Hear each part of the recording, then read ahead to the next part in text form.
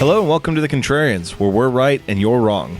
I'm Alex. I'm Julio, and thank you for listening. If you like what you hear, head over to Apple Podcasts to subscribe and leave us a 5-star review. Help promote the algorithm and spread the word. You can also find us on SoundCloud to subscribe and review. And don't forget to visit our main website, wearethecontrarians.com. Follow us on Twitter at Contrarian Prime, and to like us on Facebook, visit facebook.com/Contrarian Prime. And if you have the willpower to keep up with our pretentious ramblings, you can follow us individually at Contrarian Alex for myself and at Ovnio for Julio. That's OVNIO. Now, time for the podcast.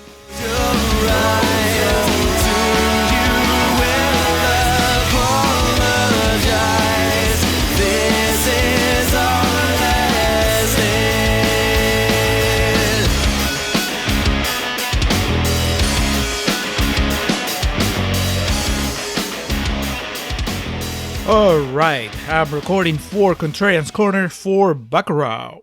I told you to record right as I need to pop a top, so I apologize, Julio. Hello, and welcome back to the Contrarians, where we're right and you're wrong. My name is Alex, and I am joined, as always, in every episode by my buddy, my co-host, my co-pilot down the path of the contrary, Julio Oliveira. Julio, how are you doing on this gorgeous Sunday afternoon? I know you and I are both one step closer to immortality as we speak right now, but just generally speaking, how are you feeling? It's both one step closer to immortality and one step closer to mortality, I guess. We're like right there on the edge.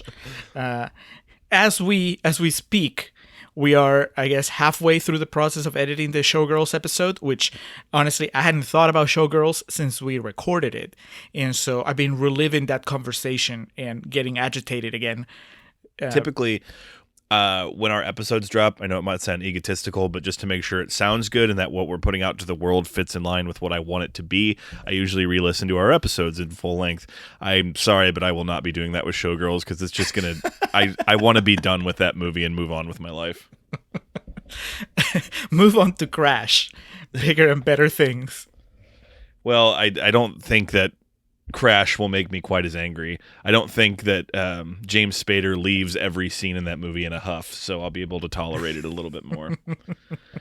But there will be no stripping, nor will there be sexual gratification gained from car wrecks today, as we are going... I was going to say south of the border, but we got to go way south of the American border for this. We're going to South America for Bacurau, which, Julio, how did we come into, how did this movie come across our desk, I guess I should ask? Well, this is a patron demand, a PD, since we just like to abbreviate everything that's patron related. This comes from Paul, Filmbusters Paul, who... I guess they covered this movie on their podcast. I think I mentioned this last episode. And I don't know if they liked it or not, but they really appreciated the fact that they went in knowing nothing about it. And so they wanted us to experience it exactly the same way.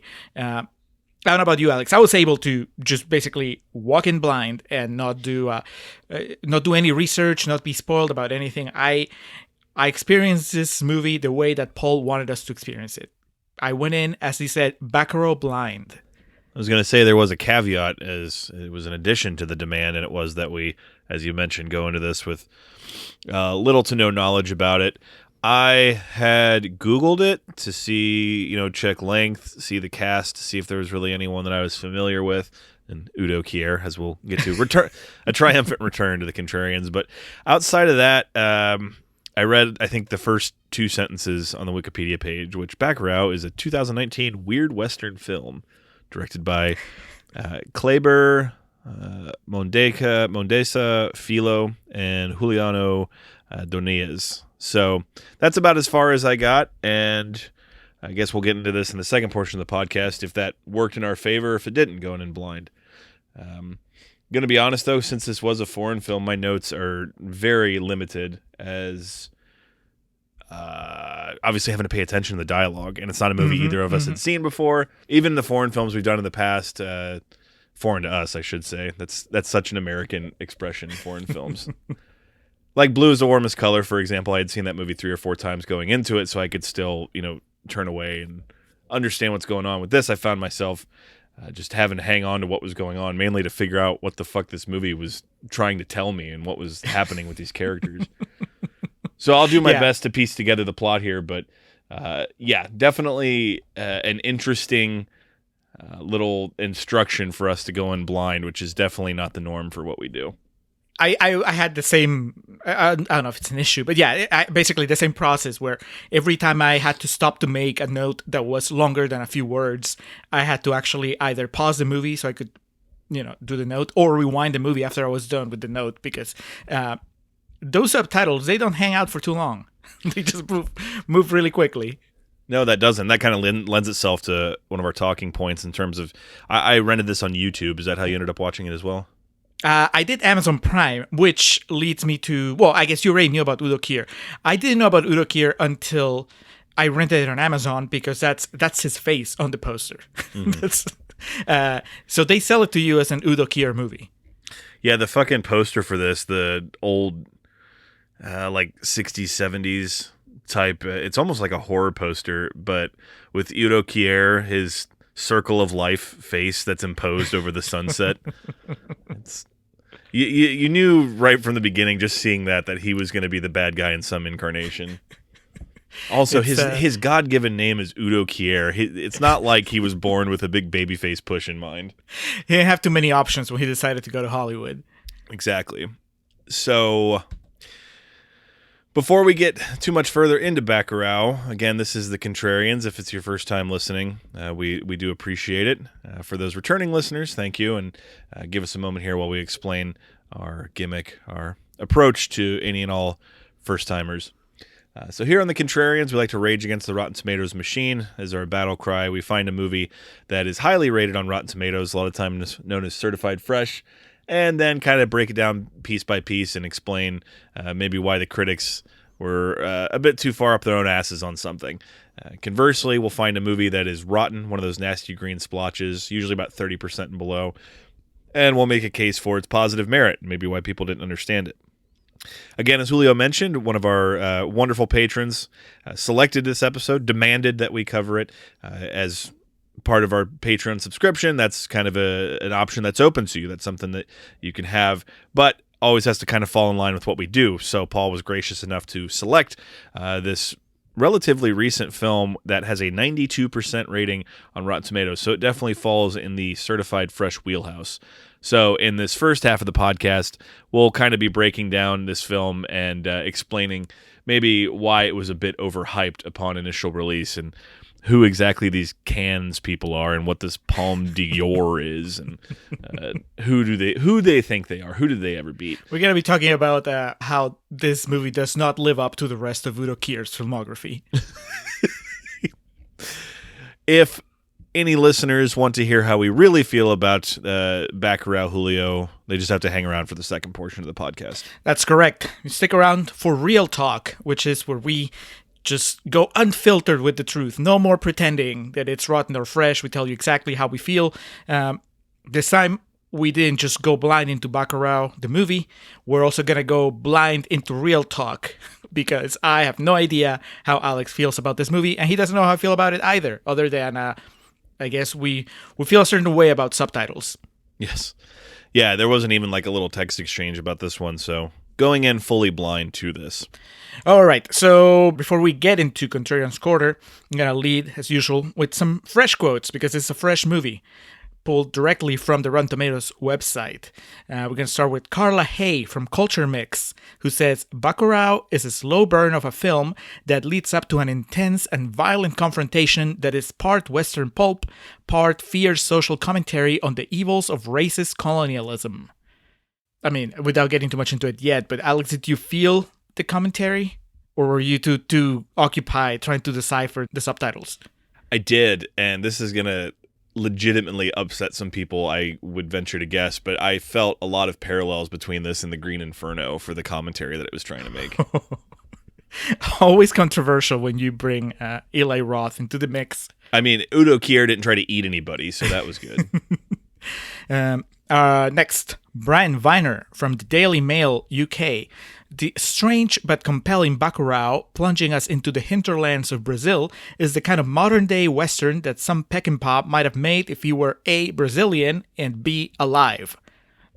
I was wondering how long it would take into this for Sam Peckinpah's name to be brought up. So there you go. Yeah, Peckinpah's been at the Contrarians once. But it's been quite a while. Yeah, and I guess he's in spirit. He's coming back today. Sean Burns from the Artery, but it's spelled capital A, capital R, capital T, and then Erie. So the art, there you go. Erie.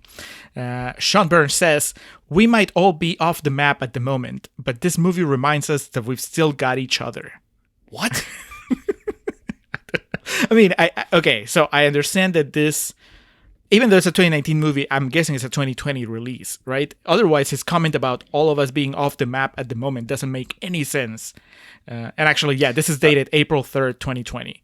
Yes, the democratic hoax known as the coronavirus heavily impeded and disrupted its North American release. So I think its availability, specifically in North America, has been fairly limited. So that would make sense. All right. Well, we're off the map. We're still off the map if you go by just the numbers, I guess.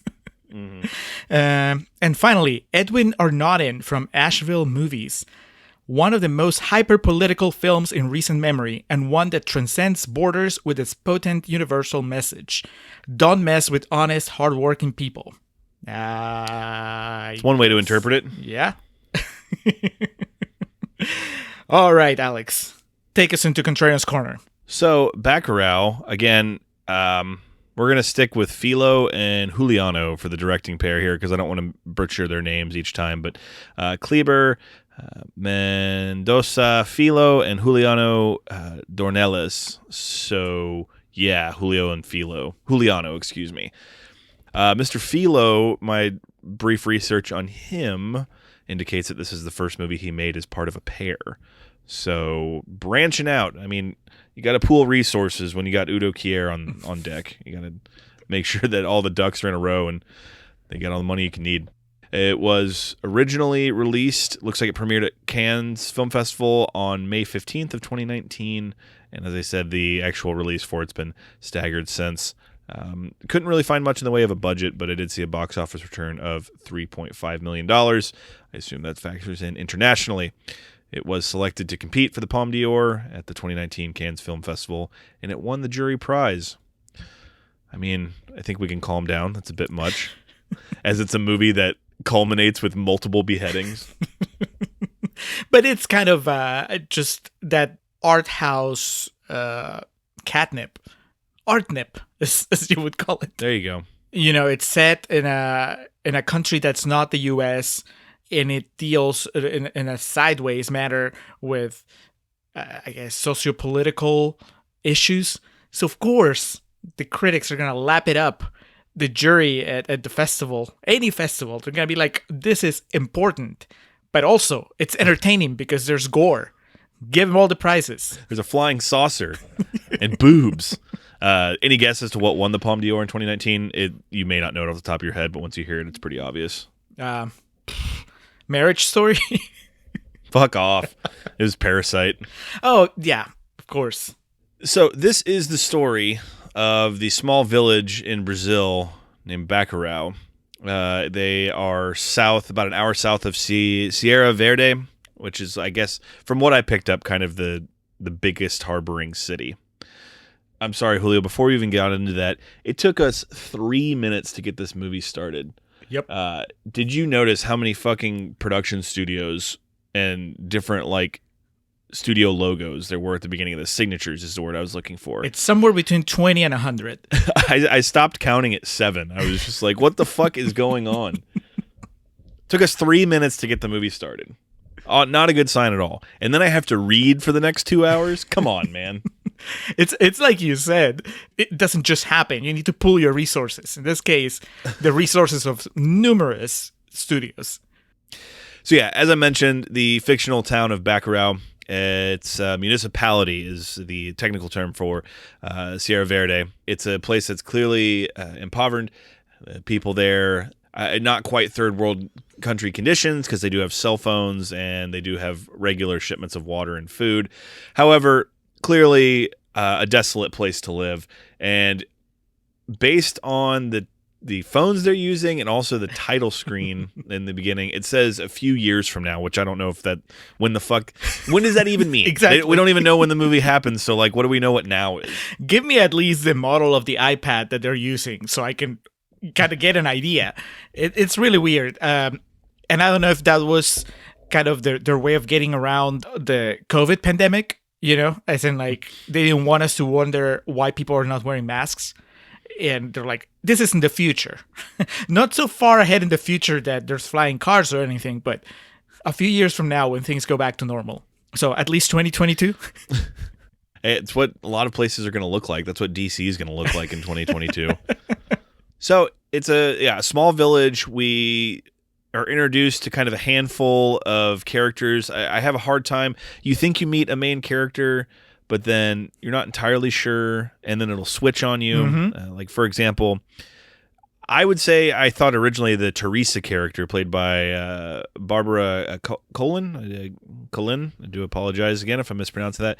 I thought Teresa was the main character, and then it kind of switched to Pacote, and then there's Dominguez, the doctor, that's kind of popping in and out throughout it. So it's hard to focus, Julio. And this, again, we're in the first 15 minutes of this movie. Well, it's also, here's the thing. None of them are Udo Kier. And like I said, when I loaded the movie on Amazon Prime, it was Udo Kier's face on the poster for it, for the press play display. No one else. And the first half of the movie is Udo-less. And I was just distracted because I was like, at what point does he come in?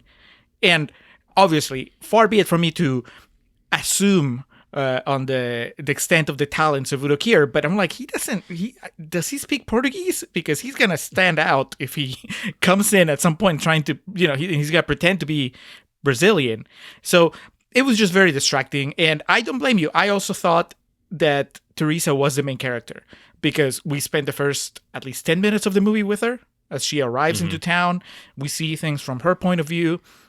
She seems to be like the linchpin that the movie's got to revolve around. She even tells, she's like, hey, do you want to fuck later? Which is clearly the kind of thing that you say when it's your movie.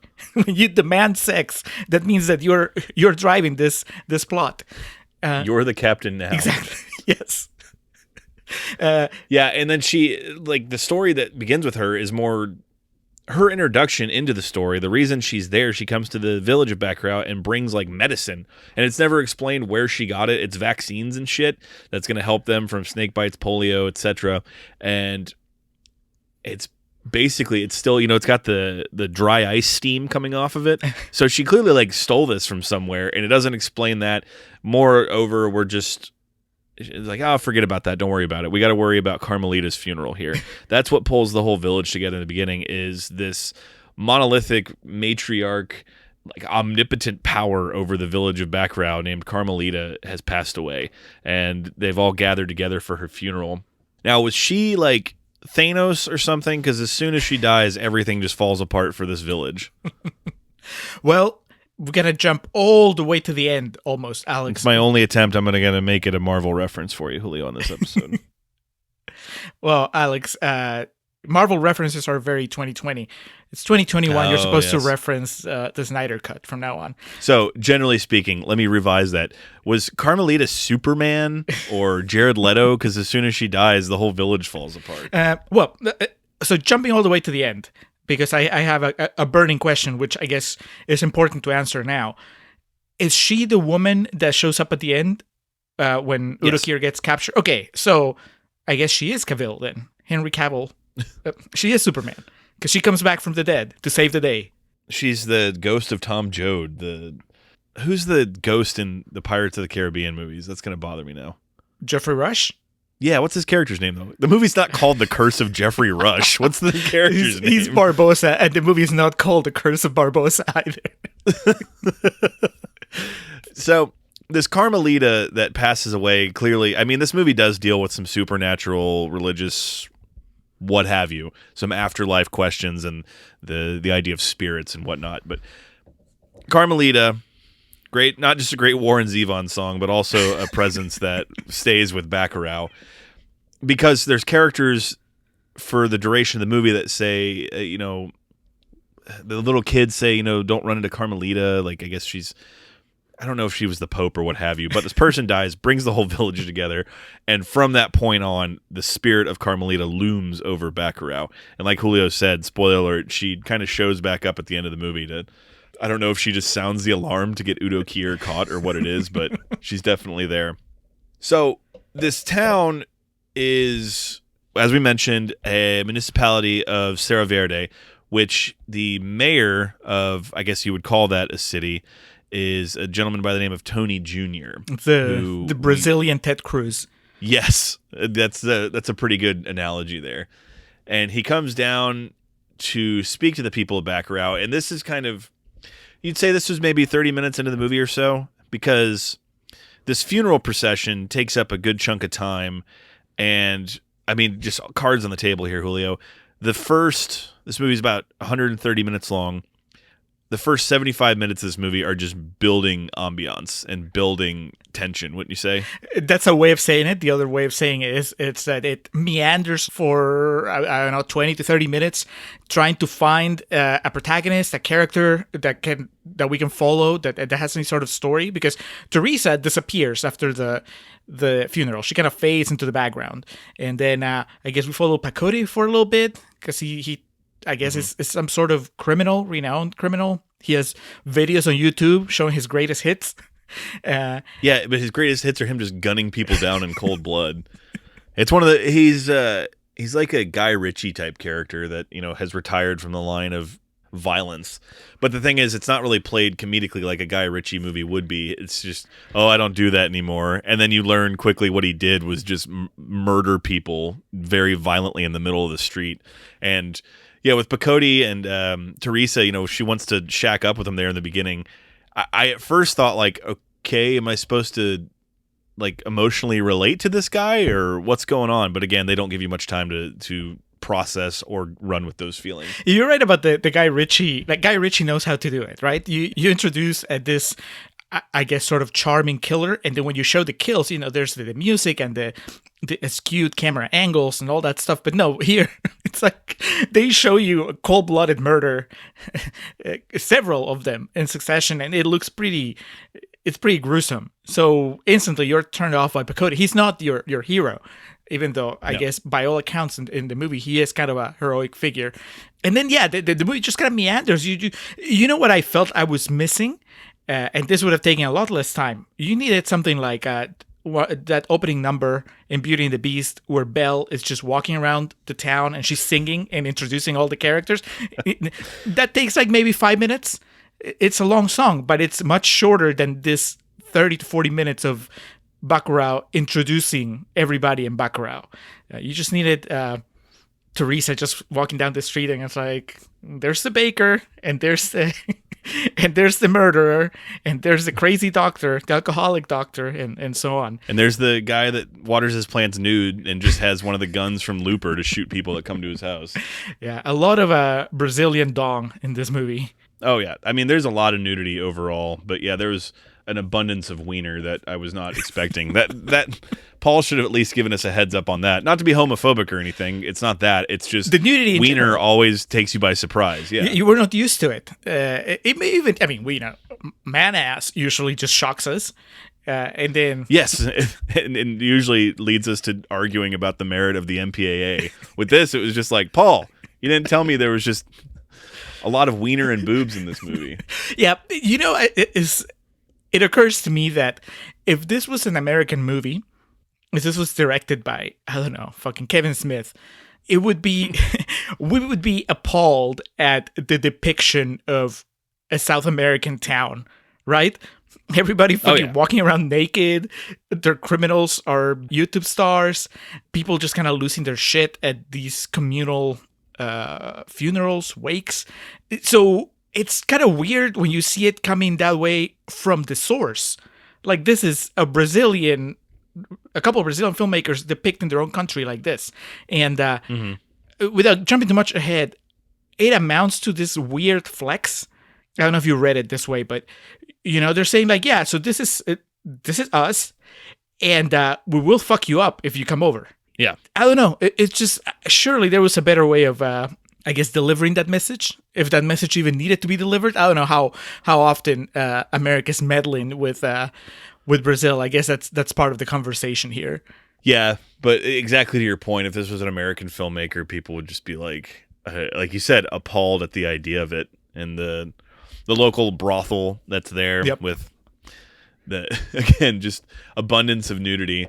And also, did you notice the banner they put outside of the brothel was all Asian women? I tried to figure out if there was any significance to that at all. I did notice it, and then but it didn't register because I was still like trying to catch my bearings. But yeah, you're right. Yeah, because the whole you could say the first act of this is just setting up scenery and setting and establishing characters, but none of it points to a clear indication of where we're going or who we're following. Yeah, we don't know what kind of movie this is. We don't know what the story is until Udo Kier shows up. I can't stop bringing him up, but he's Udo Kier. I mean, that's the story of his career, honestly. Suspiria, any famous Udo Kier movie, nothing really makes sense until he enters the fray.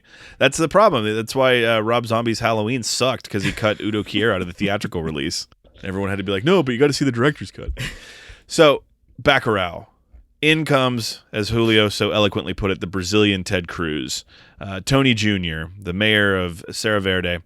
He, obviously, like most politicians, is a corrupt asshole, and he needs the cooperation from the people of Bacurau. He needs to make them think, that I care about him. So he brings them, food and books. But, of course, the food is expired. The books are tattered. Most of them aren't even on his spine.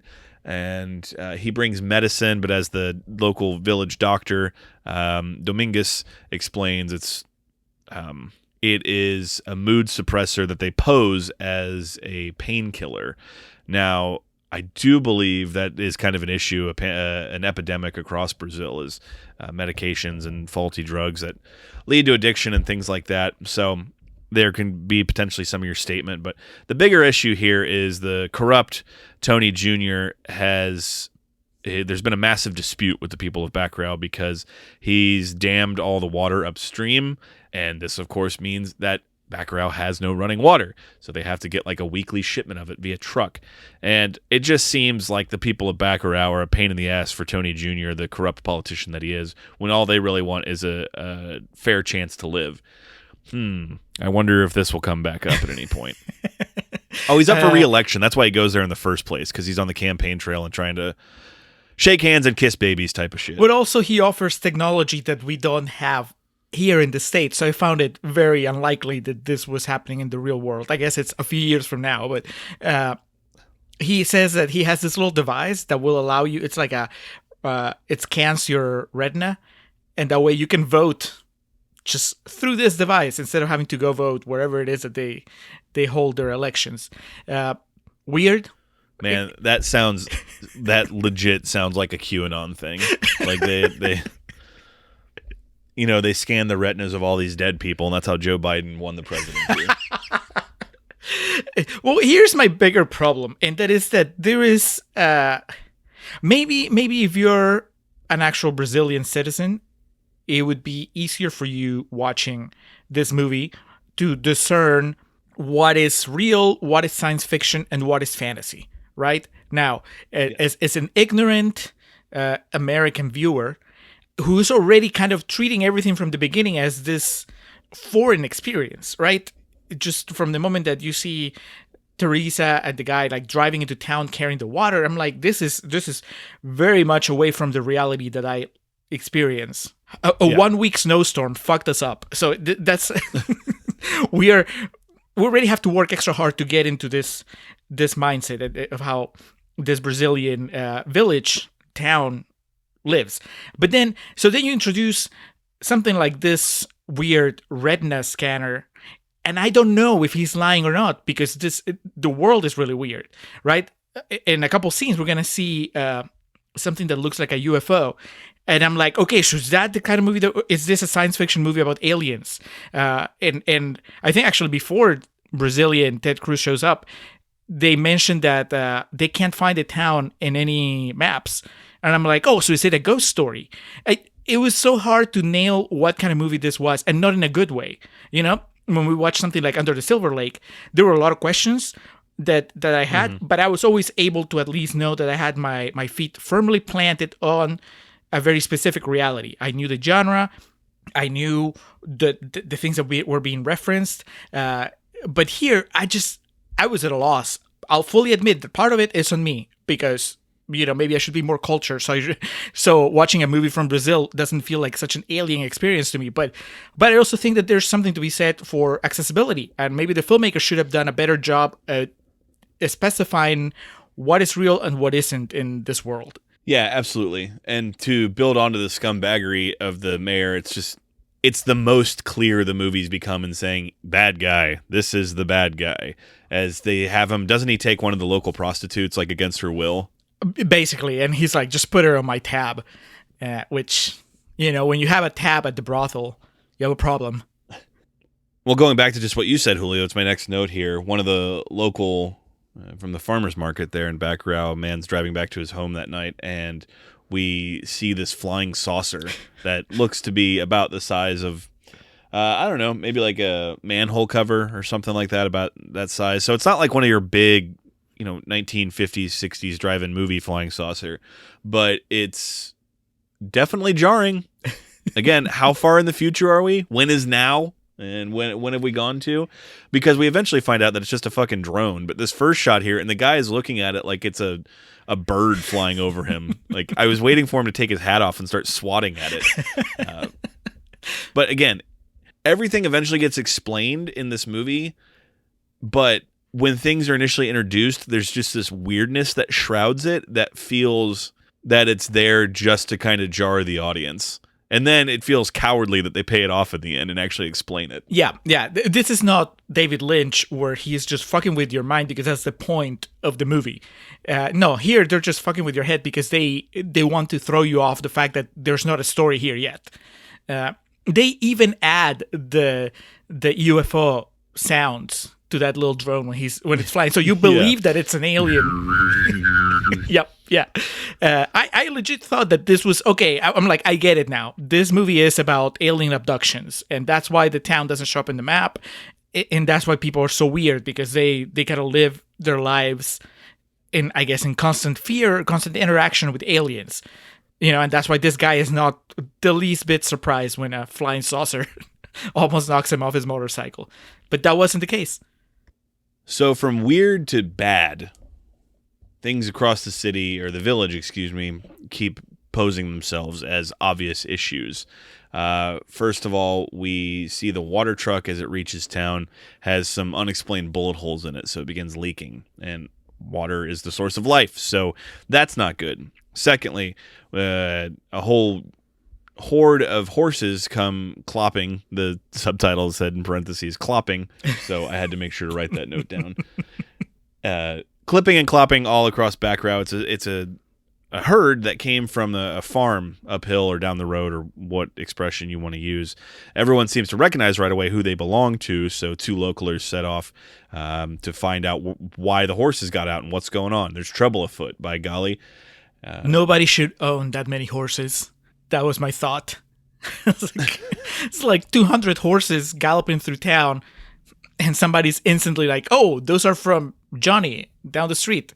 And I was like, well, of course. They immediately know where they're from. I guess, they travel in a pack, which is understandable, but I don't know why they just decided to march through the village.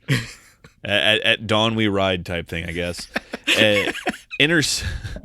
Intersecting with the two localers going up to the farm to see, trying to return the horses and see what happened. Two dirt bike riders wearing the loudest, most garish outfits you could think of. I guess what we come to find out is that they wanted to present themselves as tourists. And I guess what they thought that meant is they should wear the most conspicuous outfits possible. Yeah, they overshot the mark there. They missed the mark a little bit. But they are two localers, as they try to describe themselves, are tourists, but they're native to Brazil because they do speak Portuguese, and they ride their dirt bikes through town, and they go into Bacurau, and they plant the female. It's a male and female. The female plants this jammer pretty much in the local store that blocks any and all cell phone signals from coming in. And then they leave pretty hastily. Pacote is immediately hip to their jive type thing. He comes up and he's just kind of like smiling and like, "Oh, how's it going? Nice bike." And they're talking about how we can't get any cell phone signal here. And he goes, "Funny, we always have signal here." And he's got that smile on his face like, "One day I will kill you." It's the smile every person in those YouTube videos saw before they got shot. It was the last thing they saw. But he knows what's going on. He knows that they're there potentially in a reconnaissance mission or there to create issues. Because they get there, they stick out, they leave really quickly. Meanwhile, the localers that went to the farm, Pacote already told them to come back though, because when the what did he figure out that was wrong? It was the bullet holes in the water truck. He's like, something's not right, so he tries to get these guys to come home. They don't do it. They go to the farm. This is like your typical horror movie type trope where they see these dead bodies and then they just keep going further into the home and, oh no, more dead bodies. Let's see what's going on over here. Let's go inside the house. I just laugh because it's just so weird that's not a big leap of logic. You see that somebody shot the water truck and then you go, something is wrong. Everybody, red alert. I mean, that's just a natural reaction. But how inept is the guy who drives the truck? They're like, there's holes in it. What? Yeah. Like, someone had to shoot his truck and it's been leaking water. And I don't know. Like, was he just jamming Springsteen too loud and didn't hear it?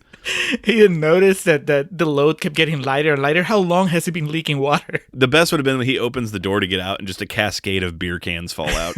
And he's just like, I didn't notice anything. But the gentleman that went to the farm, a lot of people have been killed there. It's a horrific scene. So they're coming back. They need to get back to the village to report what they found. They don't have any cell signal.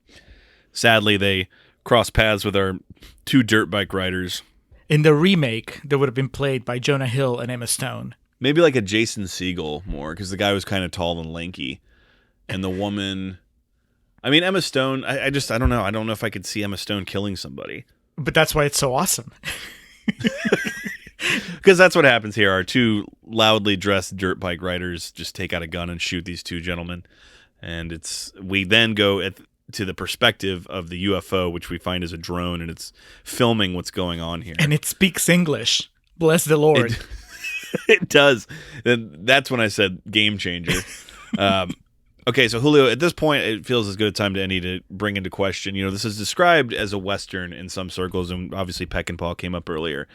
Now, do you buy into that? Because obviously the overlap or the idea here would be that these two riders, these two out-of-towners come in and, kill the localers to send a message. But if that's the case, it's shrouded in, like, unintentional comedy. Because... dirt bikes and neon-colored clothing, to me, are at no point ever analogous for a Western of any sort. So do you buy into that this is a Western with a modernized coat of paint on it? I do not. I do not, because it's not taking place in America. That's it. I mean, I'm sorry. I don't want to be too protective of a genre that I don't even care that much for, but a Western takes place in the American West with cowboys. It doesn't take place in Brazil, which is a perfectly fine country. But, that's not the American West, and those are not cowboys. Those are, right around this time, we find out it's just a mix of Brazilian spies and American Trump supporters, I guess, led by... we have in all caps my notes here, Udo Kier comes into the fold. But this is, after these two young men are gunned down in the middle of the road, this is where we find a group of, I guess, Americans. Obviously, Udo Kier is from Germany. But he's not a Nazi, as he will make sure to to clear that up. And then the two dirt bike riders are Brazilians, but they say they're from a rich, more westernized, Americanized type of village. But the rest of them are exactly like you said, just crazy white people that have a massive hard-on for guns. And man, they casted those people to look exactly like your. Everyone in this scene I know has a tweet that starts with "I'm not racist, but." 95% of them are currently arrested for storming the Capitol. Yes, the only ones not were the ones that didn't make it, the two Brazilians, because they get gunned down here in this scene. Yeah, it's this long. You used the word meandering earlier. The scene is several minutes long, and you think you're going to finally get some exposition on what the fuck is going on here, and like I was hanging on to every second of this, being like, all right, Udo Kier is going to explain any second now. And the scene just goes and goes, and then nothing's explained, and the two Brazilian, intels are shot and killed at the table there by the fucking white people. It's really weird because the movie stops, basically, so this sequence can take place. This is the movie grinding to a halt so that, you would think, we get some exposition and some very clear explanation on what's going on, what's been happening so far, and what will happen over the next hour. We're like right at the middle point. This was the time to do it, and they had the perfect excuse because we are all conditioned to expect a clear explanation. Nobody was going to blame them if Udo Kier just pulled up a whiteboard and started pointing at the things that were going to happen, and this was the time to explain things. But that doesn't really happen. Like you said, they kind of talk in circles around what the movie is about and around what they're doing, but they never say it specifically. They leave it up to us to connect the dots. And like I was saying, we're already too confused to just take on that responsibility of making the movie make sense. We really needed the filmmakers to do it for us in this case. I could tell that they were bloodthirsty Americans. I could tell that they wanted to kill people, but I couldn't really figure out why. Why this town? Yeah. Yeah. They kept arguing about points. Like who gets to kill. That's why they're mad at the Brazilian biker couple, because they killed. They weren't supposed to kill anybody, and it takes away their potential, quote unquote points. But again, point of this story, nothing's explained. We just know that they're there to kill these people of Bacurau. They have time to turn back because, as this movie will show, it was an ill-advised decision. Just death haunting the city now, and Pacote realizes what must be done. And he. Like Wolf of Wall Street or something, when they call in the big guns, he has this conversation with one of the localers, and they're like, well, I don't know if you want to do that. He just mentions the name Lunga? Lunga? Yeah. Yeah, Lunga, who his name is mentioned at the beginning. He's a wanted criminal, right? Mm-hmm. He on one of the PSAs goes out that he's wanted. So, it's Unleash the Kraken type shit if we can make another Pirates of the Caribbean reference in this episode. In the first half of this episode. I'm going to have to stock up and make some Keira Knightley, Orlando Bloom joke in the second half now. But it's on. We got to go get Lunga. And he pulls up, and Lunga lives on the edge of the dam in like a radio tower or some shit. And he has two of his henchmen with him there. And Pacote pulls up with the two gentlemen that were killed by the biker couple, and one of them is the cousin of one of the henchmen. And basically, it seems like at some point in time, Lunga was a villager and then got cast out and kind of is just this townie. He's like a ninth year senior that just kind of hangs out and buys everyone beer type thing. And he's there, and he basically tells them, hey, we're in trouble and we need your help. And he's really bad at negotiating because all he says is, I want food, and that's about the extent of it. He doesn't ask for money or, the ability to live there again and have, clean water. He's just like, give me some Spam and eggs and we'll call it even. Were you underwhelmed by the reveal of Lunga? Because like you said, yeah, we've heard about him throughout the first half of the movie. And you'd expect him to be like a bloater from fucking Last of Us or like some a big daddy in BioShock. He looks like a child. It reminded me of Rufio in Hook, because you know how they build that up, and like Robin Williams has in his mind, what's going on, and it's just this kid that comes out with a funky hairdo. What? Okay, so tell me if I'm crazy or not, because obviously I didn't have time to watch this movie twice. When we meet Lunga here, he has short hair, but then when he shows up in the city, he's got a long mullet, right? Yeah. He dresses up for his big return to town. That's what I assumed, because he also has the funky boots and one of the localers mentions like, "Oh man, you look good," or they make some comment about his appearance. He hit the left C button twice on his controller to change his attire. So he shows up. Yeah, because Lillian, my sister, watched it with me, and she's like, wait, did he just have short hair? And then it messed with me the rest of the movie. I was like, did I just not understand that? Pacote clearly has past dealings with these people. As we know, he was also a criminal at one point and killed many, many people. And so this feels kind of like an Oneaters moment where they're getting the band back together. Like all that was missing was them all putting their hands in the middle. What was missing was Therese accidentally telling the TV director that they were a couple. Yes. Lunga. Sorry, ladies, he's taken. Okay, so before Lunga and the crew can unveil to the city that they're back, or the town. I keep calling it the city. It's just the township, the village, what have you. Before that reveal, we see that in the town square, all the villagers are watching on YouTube Pacote's kills. We already mentioned this. The significance of this particular part. Julio, did you catch that one of the kills here has a Wilhelm scream? No, I didn't. Wilhelm, excuse me. Which number was it? Wilhelm. Was it number 5? Because they're numbered. I know they're numbered, but I don't know. But he shot one of them and then that scream, and I was like, that seems really appropriate for this context. I think of Indiana Jones, Star Wars. I know the Wilhelm scream has spread more than fucking herpes. But in this particular context, I was just like, why? Why would you add this for any type of comedic or, as I mentioned in the Marriage Story episode, the insider wink and nod to the camera type thing? That's how you get the festival judges to give you the award. The people at Cannes had to stifle their boner under their pants when that happened. And these directors get it. Or it's who's the director we talked about recently? Verhoeven. It's what they think Americans want to see in movies. Or I guess here in this particular case. Udo Kier and the Wilhelm scream. And then you got them. And then a couple beheadings, you're good to go. But he announces that he's brought back Lunga, and he does like a fucking pro wrestler entrance for him. He like silences everybody, and he's like, ladies and gentlemen, Lunga! And then everyone just kind of turns around, and the shot of his boots clopping through the dirt, and everyone's like, oh my god.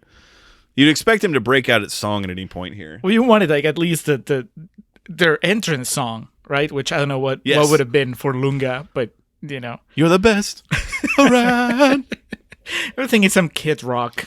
Oh, yeah. Well, American Badass wouldn't work. Devil Without a Cause. There you go. Devil Without a Cause. I'm going platinum.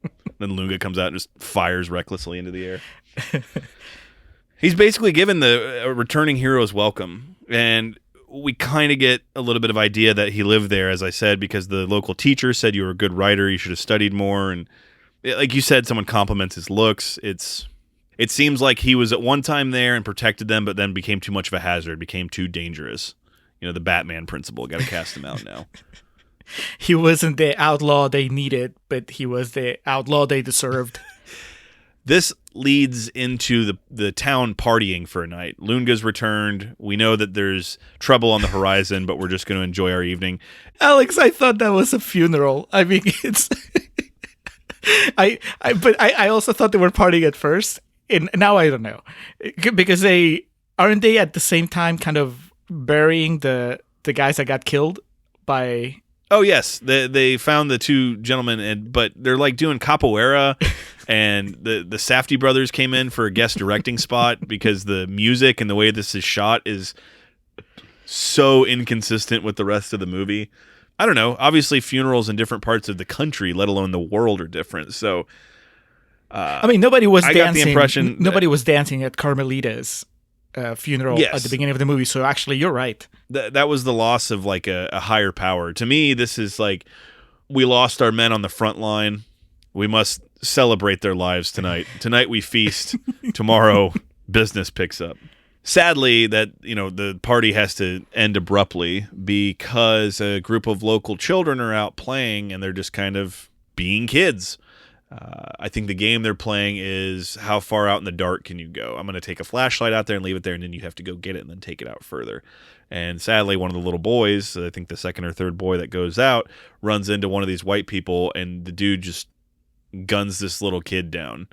This scene is easily the most tense scene in the movie for me because it's so drawn out and you know the evil that's looming over them. White men. Exactly. For it to conclude with a little boy being gunned down was very harsh and mean-spirited, though. I thought like someone was going to come out and like get the kids and be like, hey, you shouldn't be out here, and then that person gets killed. But for it to be the little boy that gets it and the guy who kills him takes such satisfaction in it, I was just like, come on, dog. What's worse is that this guy doesn't really... You would think that, okay, well, he's such a monster, we're going to see him get it later.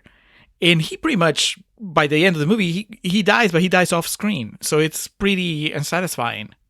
the Upham principle. Yeah, he dies with the rest of them. That's pretty much how it comes to be. And he doesn't get it any worse for being a child murderer. At midnight that night, the group of insurgents, mercenaries is basically the best I could think to describe them. They shut off the power for Bacurau, and this is when Lunga has the very prophetic line of, we're under attack. Two localers try to leave the village. They're one of the couples that has a car, so they just try to careen out and get to Serra Verde. Sadly, they're cut off by two of these mercenaries, one female, one male. Just mercilessly gun them down with machine guns. Just they shoots them each, 24 times. It just goes on. And then just crazy white people shit because the woman is turned on by this. Yeah. She doesn't even care that the drone is recording them. Yeah, she literally they kill this couple and then she says, want to fuck? And then they just start going to town. My dad walked in. This was the only part of the movie he saw, and he basically just did like the meme or the Grandpa Simpson meme where you come in, see what's going on, turn around and leave. Because, he had no context, no other explanation for this movie. And imagine this being the part you see. A couple gunned down, the killers immediately start having sex, and then there's a flying saucer circling around. How would you explain that to somebody? That's where you go, well, Paul said go in blind. Next up is the Nazi scene that you had referenced, Julio. Are we dealing with Udo Kier's Oscar clip here, his Best Supporting Actor clip? Yeah. There's a moment, a pretty impressive moment where he flips a table later, but I think this carries more weight. One of the younger killers that's in his unit there is mad about the child getting killed. And this somehow leads to him calling Udo Kier a Nazi, and then Udo Kier just has the very clinical breakdown of, how old are you? It's like 37. He's like, well, I've lived in America for 40 years, so I'm more American than you are. And then he shoots him with his gun, but of course he's wearing a bulletproof vest, so all it really does is take the wind out of him. My main takeaway from this was that none of the actors on that team of mercenaries is qualified to make Udo Kier a sandwich, much less act alongside him. That is an excellent way of putting it. It's really, I think that's the risk of, I would call it stunt casting, but this is not even stunt casting. This is actually, they gave him a role. Like, Udo Kier, he comes in late to the movie, but he actually has a part. He has a character. But then, you throw him in with less seasoned actors, and he can't help it. He makes them look bad because he's Udo Kier, and they're not. So... Yeah, that was the best thing that could have happened to that guy is getting shot, and because that forced him to shut up and stop trying to act. They were grouped together, and they were all in fatigues, and they were regrouping, and there was two females on the unit, and the other one's sleeping there. The reason being, tomorrow the hunt's on type thing. And we wake up early, we get some more Brazilian nudity. One of the local gentlemen the first guy that spotted the flying saucer, in fact, is watering his plants. This is like a twisted version of the scene in Pulp Fiction where Butch goes back to get his watch and then sees the Pop-Tarts cooking because the Brazilian gentleman is watering his plants while two of the mercenaries are sneaking up. And it's a male and female. The male in this scene looks like one of Nick Nolte's bastard children from Topeka, Kansas, from back in the 48 Hours days. And the female is, your prototypical first person to get killed in a Nam movie. Just way too eager and excited to be there. Has a gun that's way too big for her to operate. So what happens is they think they're going to sneak up on this Brazilian couple in their hut and, just fucking kill them. And they're farmers. So when I say hut, I'm not trying to be culturally insensitive. It's literally that. It is a hut. It's got, the roof of it is not quite bamboo, but it's definitely built of leaves of sorts. It's flammable. Extremely. So this dude goes in his home. He's watering his plants. He goes into his kitchen. The two mercenaries think, we got him now. So they first of all start setting the roof on fire. And then the dude turns to, just do the Solid Snake move where you turn around the corner and then shoot somebody. Turns around. I literally yelled at this part because his 3/4 of his head get blown off. This dude has the shotgun from Looper, and this Brazilian guy, dick out, completely naked, just guns down these two people. It's fucking insane. Well, he shoots Nick Nolte's son, and then his wife shoots the woman. Oh, that's right. She just shows up, just double cheeked, tits out, and shoots through the wall. So it's even more badass. Obviously, homeboy that got his head shot off is that you're a done dada, as Kimbo Slice would say. He's out of the equation. The female gets shot in the side, and she gets her hand blown off, right? Yeah, she did make a point of having a close-up of the hand at some point. Oh, and then hilariously here, too, is where it kicks in the few years from now. Because she has this... Oh, yeah. This stick that she pulls out. It's like a light-up stick that's able to translate what they're saying to her. And it's so cold, too, because the guy's just in her face, very calmly speaking Portuguese, and then she translates it, and it's, do you want to live or die? If you couldn't tell by my giddiness in this part, this was my favorite part of the movie, because it was, in brutal detail, the scene of the most comeuppance that the bad guys get. Because, spoiler alert, they all die. But this scene in particular was when you realize these mercenaries done fucked with the wrong people. What do you think was more expensive? Getting Udo Kier in this movie or the special effects in this sequence? I mean, this fucking flying saucer they have in it looks like an effect from The Blob, but with Steve McQueen. It looks like the Poochie thing, where it's just this cell that's over the shots that they're doing. So the whole time I'm like, why does that look so awful? And then when I saw this dude's head explode, I was like, that's why, because that's where all the money went. The studio said, look, you get the headshot and that's it. You're going to have to... You can do the flying saucer in MS Paint. I'm sorry, that's all we got for you. You got to pick your battles. And in this case, Mr. Philo and Juliano definitely picked the right battle. They're like, we will take the head exploding. So this naked couple, dude's dead. They take the female back to town because they're trying to figure out why the hell they're doing this. Right. She ends up eating it. They take her to the local doctor, Dominguez. Do you think Dominguez killed her or she actually bled out? Because we get the shot of her later where she's on the operating table, just almost naked, but bleeding. She's just covered in blood, obviously bled out. And I couldn't really deduce if I thought the doctor killed her, let her die, actually tried to help her or whatnot. I think that if they wanted to make us think that Dominguez had just gone off the deep end and killed her, they would have been more graphic about it. It just looked like shit bled out. That's true. They probably would have showed it if they actually killed her, because they don't shy away from showing how savage-like that these villagers can be. Yeah, they don't shy away from the gore, and they don't shy away from the nudity. The hunt's on. So the rest of the crew they've made their way to Bacurau. Ominously, Kier says this is where things go wrong, or this is where things get dicey, something to that effect.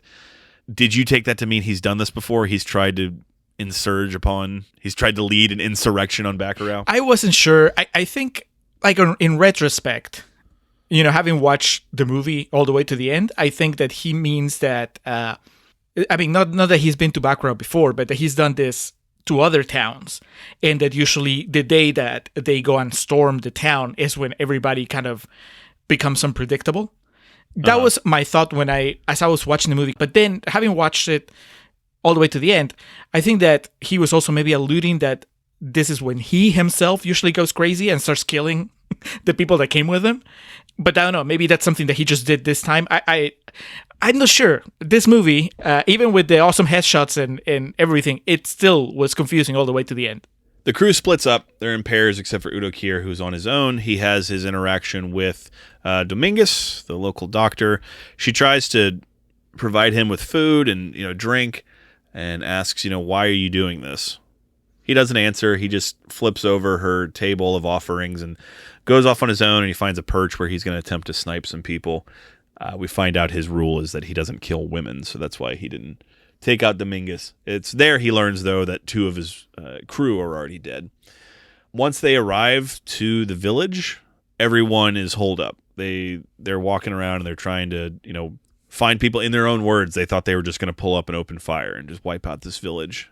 So nothing is really going the way they're expecting it to. So the tension's mounting and building, and these mercenaries are kind of just wandering through the town, looking for someone to kill. Udo Kier gets bored. He shoots a dog, which that immediately at that point I was like, this guy deserves the worst possible outcome in this movie. Crossing a line. A bridge too far, Mr. Kier. That was the directors, their idea is like, we got to make him do something reprehensible, otherwise people are going to be cheering for him until the end of the movie. Like, what never ceases to make an audience turn on someone? All right, we'll have him shoot a dog. Yeah, even for everything they'd done, Lunga and Pecote, they still couldn't outcharm Udo Kier, so they needed Kier to kill a dog, so the tide would finally turn. They have a museum there, which is some cool big dick energy shit. With this little impoverished village has a museum paying homage to their history. And one of the mercenaries wandering through it goes to the weaponry room, where it's basically where they have the weapons on display. And it's kind of this gangster moment where he realizes they're all gone. And it's not too long after that the floor in the museum begins moving, and up from under a rug in the room comes Lunga's hand, and he's got this fucking polished revolver that God knows what century it came from. And, Udo Kier realizes quickly, though, after the gentleman gets offed by Lunga, and then a second one does, and I'm not just talking offed like some classy hitmen type shit. They didn't, just put some cyanide in his drink or, just with a silencer. Fucking dude's got a machete just hacking him to bits while another dude's standing behind him laughing. Well, okay, but that's the one Lunga kill. He has 2. Lunga has 2 really? kills. Okay, yeah. Count him down for me.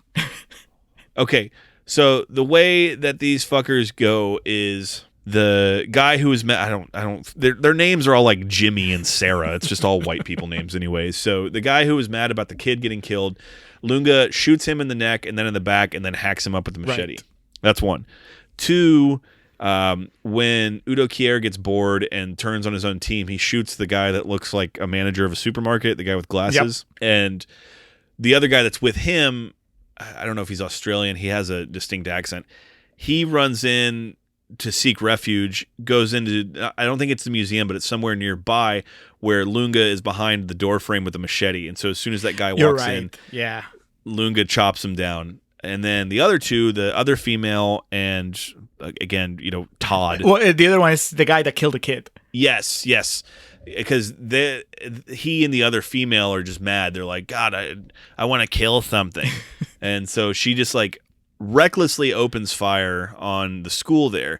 She's obviously not shooting anything. She just wants to shoot her gun. Sadly, a massive commentary on a lot of Americans. And but shouldn't have shot that way, because then all the local women swing the windows open of the school and just unload. And we get a shot of Teresa with a handgun too, just fucking going. You're like, off. oh, she's still in this movie. The person I thought was the main character came back at the end. All right. And so, yeah, they're dead. I think that Dominguez or somebody set a trap for Udo Kier, because there was that part where he pulled that spike out of his hand, and then, like, his mental state was degenerating after that. Oh, so okay.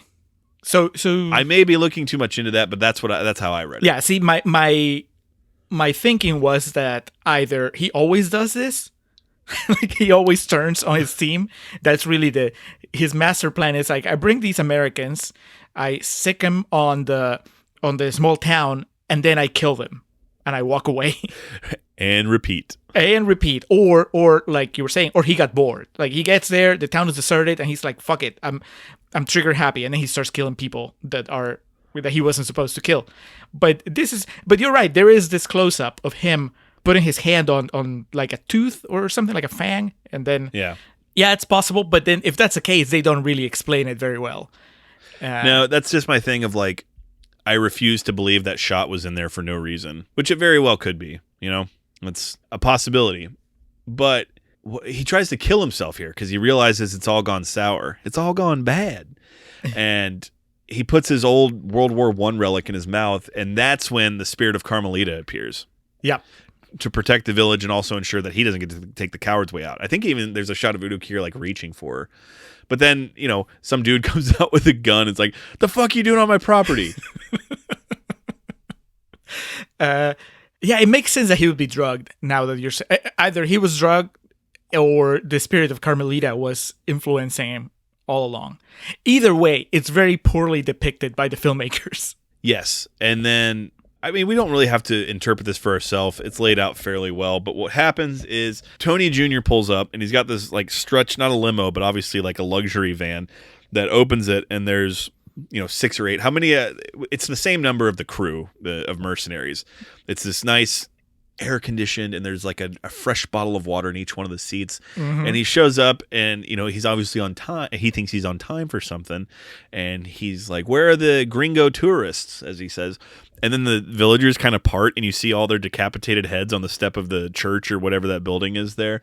And he definitely starts getting a little uncomfortable here. And then Udo Kier, he's being ushered into frame, tied up with the gun pointed at him, saying, "This wasn't Amigo. part of the deal." Yeah, amigo, Tony. And the guy's just like, how does he know my name? I've never met that guy in my life before. And it quickly becomes apparent that due to the political issues that Bacurau was causing for Tony Jr., he already had it literally wiped off the map so it wouldn't exist, and that his plan was to have this crew of mercenaries come in and literally wipe out the town. But one thing he didn't count on was them recruiting Lunga. He saw him and he was just like, "Oh God." And okay, so he killed 2 people, but I still think there was a lot of buildup for very little payoff when it comes to. I expected Lunga to be like John McClane. I thought that Lunga was going to take care of every single one of them. That said, at least he killed 2 of them. Pacote, he doesn't do anything in the climax of the movie. We don't see him kill anybody. Well, and they're all at the end here too. They're all hopped up. It's not opium, but throughout the movie they take isn't it described as a psychedelic drug of some sort? Yes. Yeah. Which I don't know how that enhances their performance in a shootout. If they were at a rave, I understand that's what you want, but it's a party of some sort. But you're downplaying Pacote here. He explains that he's fucked up, and then he just starts slapping Tony, like, and not like hard, but just like, paintbrushing him and then fucking with his hair. It's actually really funny. The 2 funniest parts in the movie are at the end, where there's that where he's just fucking with Tony, and then the part where one of Lunga's henchmen come out of the museum after killing all those people, and he goes to like whistle by blowing on his fingers, and then he looks at his hands and they're all bloody, so he just wipes them on his shirt and then blows them that way. But yeah, the villagers, I guess they're all tired from all the killing that they've done today, so they strip down Tony Jr. and blindfold him and put him on the back of a donkey, and they explain that they're just going to take him out into the middle of the desert and drop him in a cactus patch, right? Yeah, which I understand why they wouldn't just kill him. That guy could get him in trouble. He could come back with stronger, with another Udo Kier. Well, no, Udo Kier is irreplaceable, but with, the next best thing. He'd come back with Christoph Waltz. I'm not arguing with you, man. I'm just saying what they told me here. Yeah, they're going to take him out and just drop him. And which honestly, that's worse than getting shot in the head, just left out in a cactus patch to starve, to death or roast in the sun. But then they put Udo Kier in an underground cellar, and they end up burying him alive. Udo Kier, though, does get the final line of the movie in an homage to Punisher Warzone. The final line of the movie is, "This is just the beginning." Bacurau 2. Kier's Revenge. Well, that was Bacurau. Yeah, and if our conversation seemed as yo-yoing and all over the place as we think it did, that's what the movie's like. We did not make anything up. All that happened. All right, so Julio, we ready to move this along to our revealing real talk? Yeah, let's go to real talk.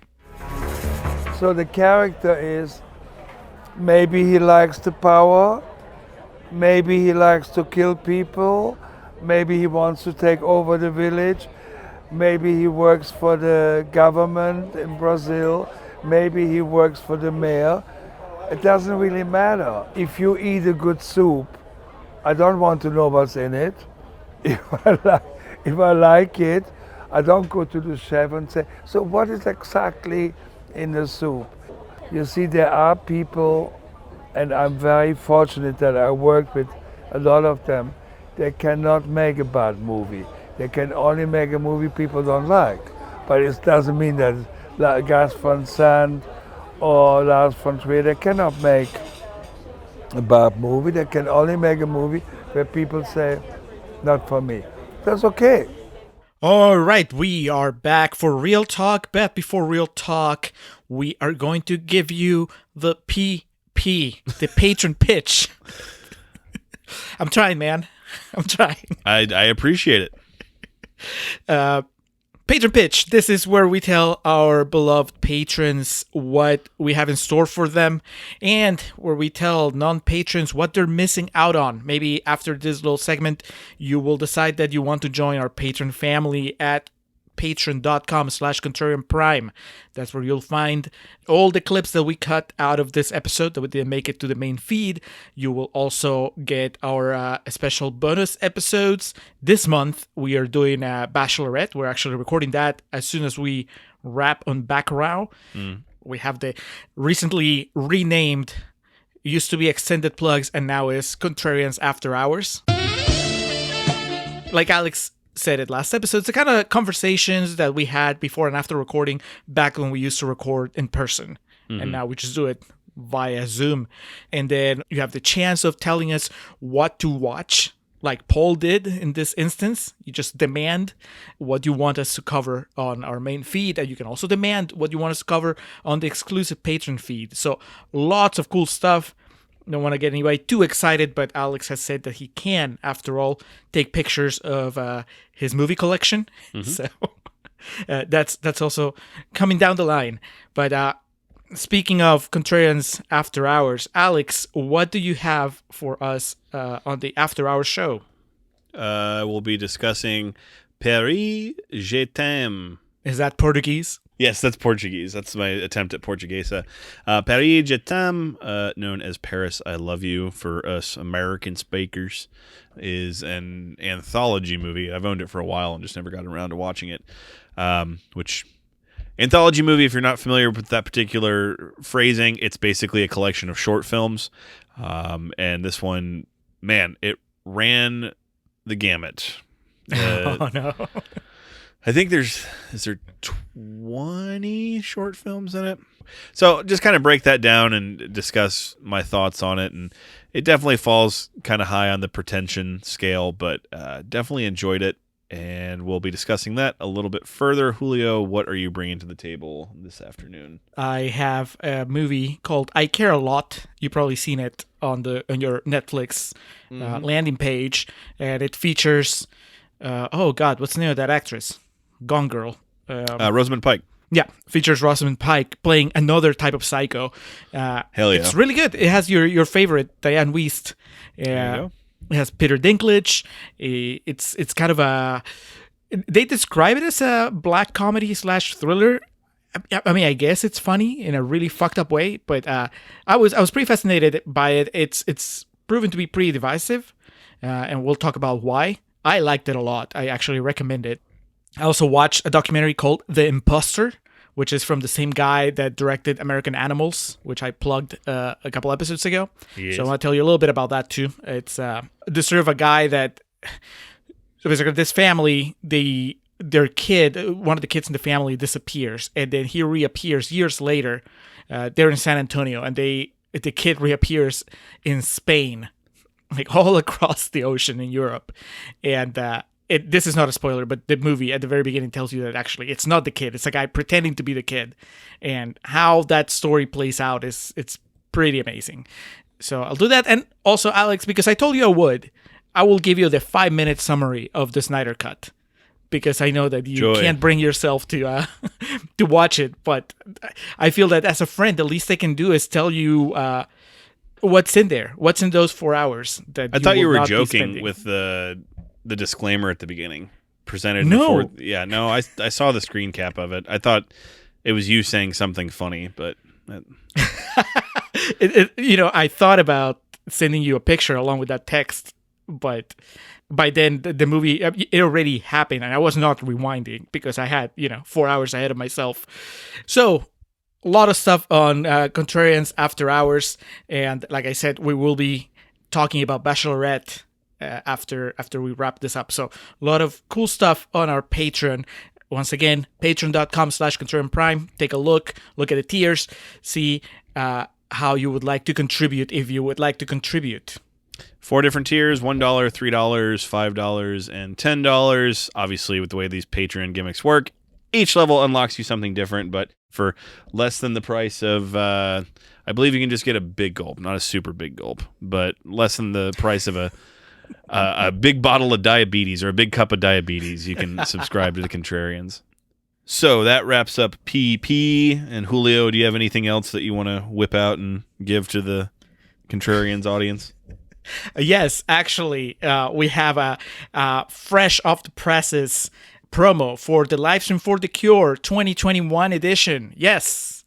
We've been bringing up the Livestream for the Cure 2020 a lot recently because we've been doing all those delightful sex thrillers from the 90s episodes as part of our contribution to the livestream last year. This year, we'll be back. The Livestream for the Cure runs from Wednesday, May 19th to Sunday, May 23rd. Once again, the wonderful Nicholas Haskins is running it. He's getting support from Dan Brennick, from Gerald Morris, and of course, all of us podcasters are going to be there. Our spot is on the 22nd, that's Saturday, at 4 p.m. Eastern Standard Time. We haven't decided yet which movie we're gonna do, but we are going to let you guys be part of the process, and we'll talk about that a little more after the promo. My name is Nicholas Haskins, and I'd like a moment of your time to tell you about the 5th annual Livestream for the Cure. To do that, I brought along 2 people whom I couldn't do this event without, Gerald Morris and Dan Brennick. Over the past 4 years, the Livestream for the Cure has raised over $30,000 for the Cancer Research Institute. That contribution is helping to fund research into cancer immunotherapy, training the body's immune system to fight all forms of cancer. This year, we're aiming for our biggest goal yet as we try to raise $15,000 in 50 hours on the air. Tune in May 19th through the 23rd as we're joined live by podcasters and content creators from around the world. With your help, we can continue the fight for a future immune to cancer. Together, we can make a difference. So, Livestream for the Cure, mark your calendars. Wednesday, May 19th to Sunday, May 23rd. Contrarians on Saturday, the 22nd at 4 p.m. Eastern Standard Time. Now, Alex, I kind of floated this idea to you and also teased it on Twitter. What we're thinking of doing is polling our Twitter followers and listeners. Basically, we're going to give you 4 options, not exactly narrowing down, telling you which movies you'll be voting for, but we're giving you a hint. So, we're going to give you 4 options, and you'll be able to vote. By the time that this episode comes out, the poll should be out there. It'll be our pinned tweet. So your 4 options are a rotten M. Night Shyamalan movie, a rotten Roland Emmerich movie, a fresh Wes Anderson movie, and a fresh Duncan Jones movie. So whichever gets more votes, obviously will be the winner, and then we'll reveal which movie we're talking about. These are all movies that we think we can knock out in within an hour, which is the format of the live stream. And no matter which one wins, trust us, it'll be a lot of fun. If you've been there for our past appearances in the live stream, you were there for our Basic Instinct 2 episode, our Sliver episode, so it's a good time, and it's all for a good cause. So hopefully we'll see you there. We just got to get away from the slutty bad movies. It's just been too much.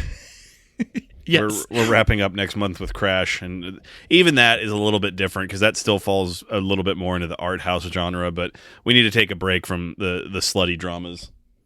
Yeah, and we figured this is, Shyamalan, Emmerich, Anderson, Jones. They're very different filmmakers. The four pillars of American filmmaking. Yes. So yeah, it'll be great, and we'll keep Nick on his toes. He thinks that he knows what's coming, but he doesn't. So go vote in the poll, and like I said, mark your calendars so you're there when it happens live. And now, Alex, I think we're ready to go to real talk. All right, Bacurau, the 2019 weird Western film, demanded by filmbuster Paul. And I already kind of embarrassed myself enough in the first portion of this podcast trying to pronounce the directorial pair's names. But Mr. Filo, and then we had Juliano as well. They wrote this movie as well as directed it.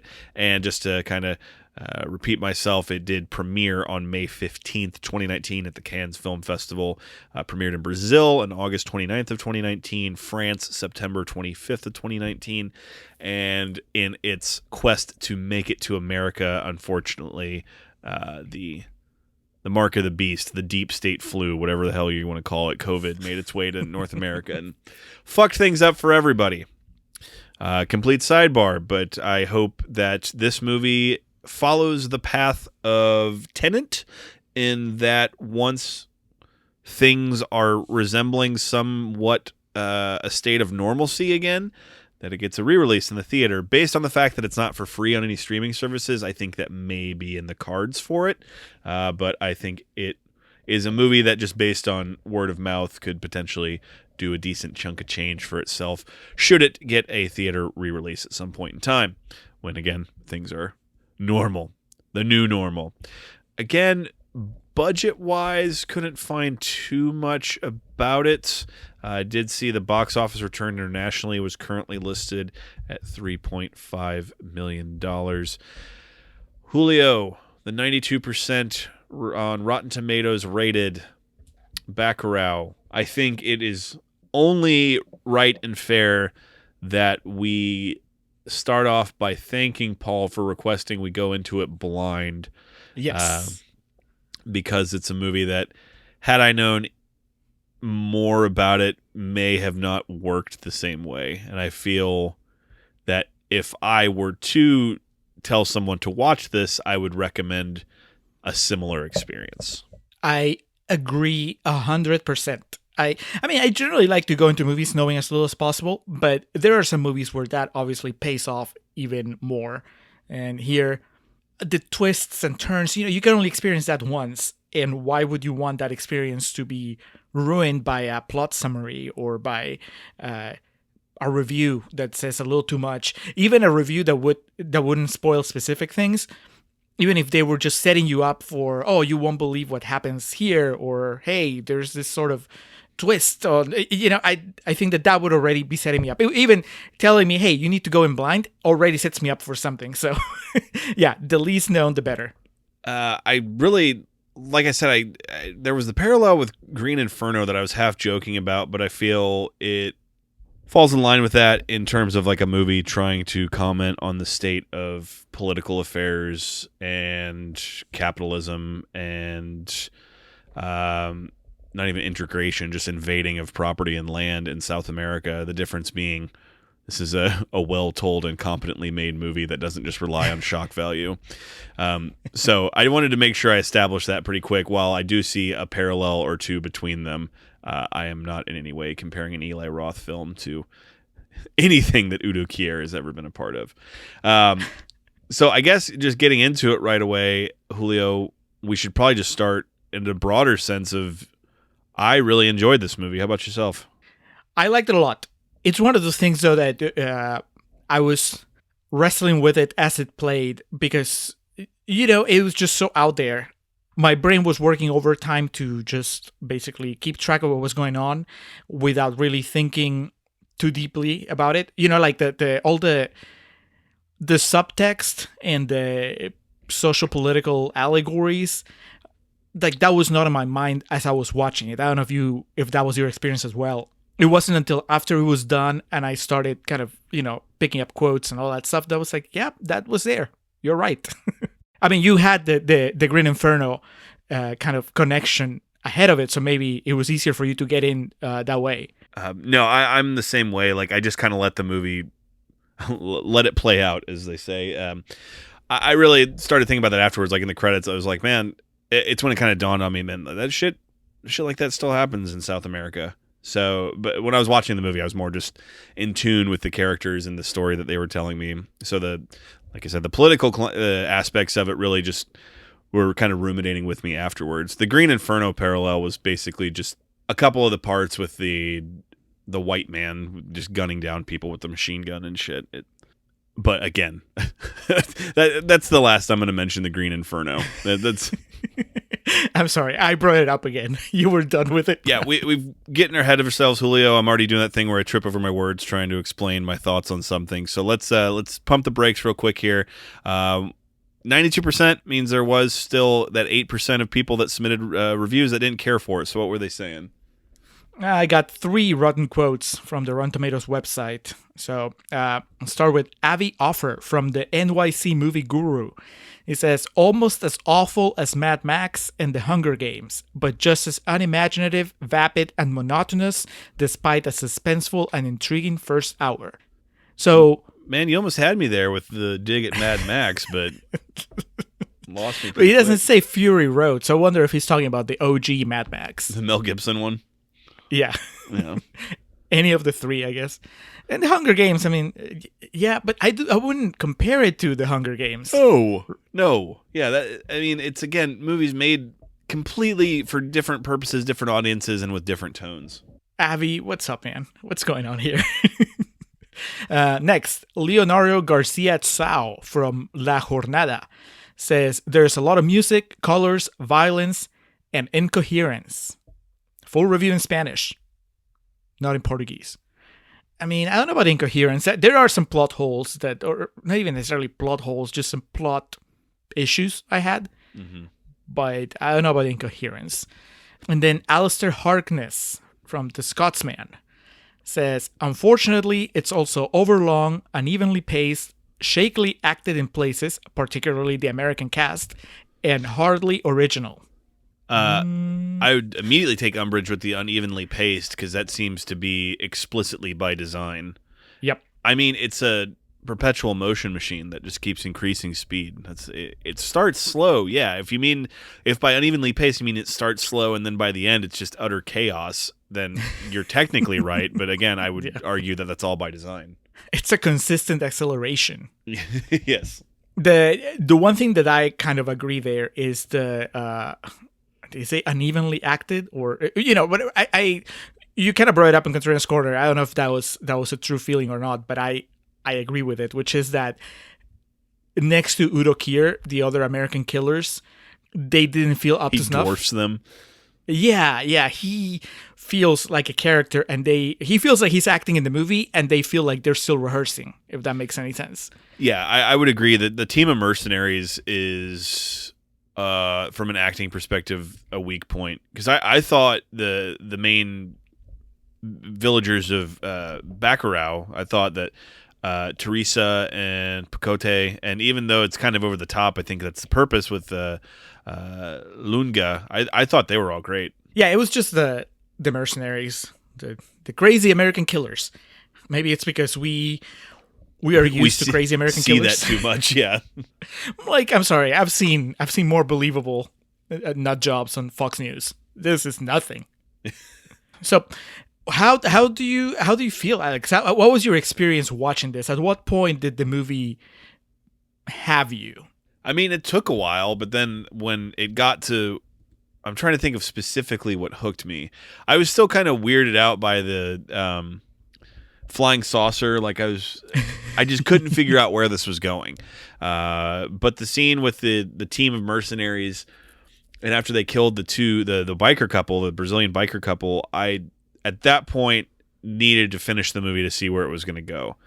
And for kind of how oddball some of the introductions of elements in this movie are, it kind of felt a little underwhelming that the explanation was that the mayor just hired these people. At the same time, that gives it a sense of realism that kind of reinforces the movie and makes you realize that everything that happened in the movie has a sense of realism to it.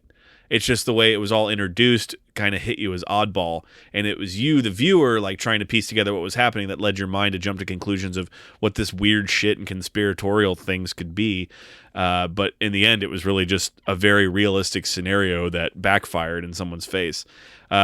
The drone looking like a flying saucer, I think that's just a red herring. It's just to make you think that something weird's going on when in actuality it's just a drone, maybe more to confuse the localers, the villagers.